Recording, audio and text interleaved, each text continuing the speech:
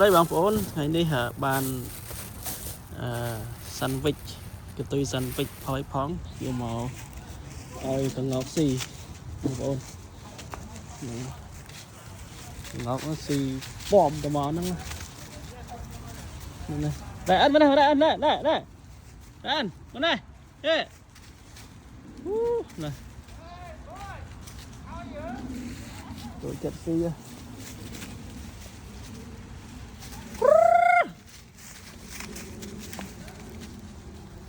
đó nó bằng phốn ngọc nó vọt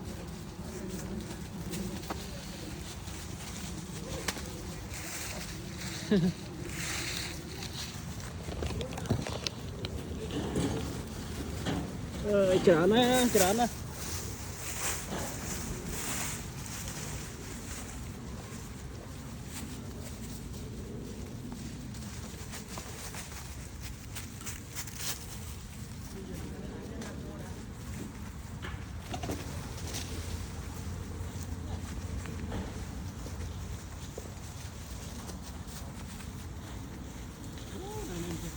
lấy dây tá nữa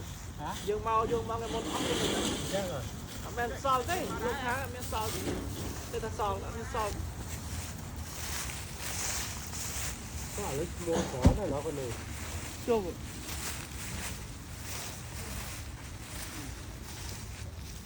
mua cho mình xem còn kho kia nó mua là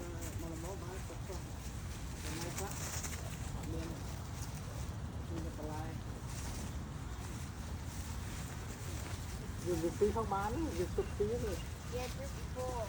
về phố để nó đi mua có phí kìa thay gì thay ha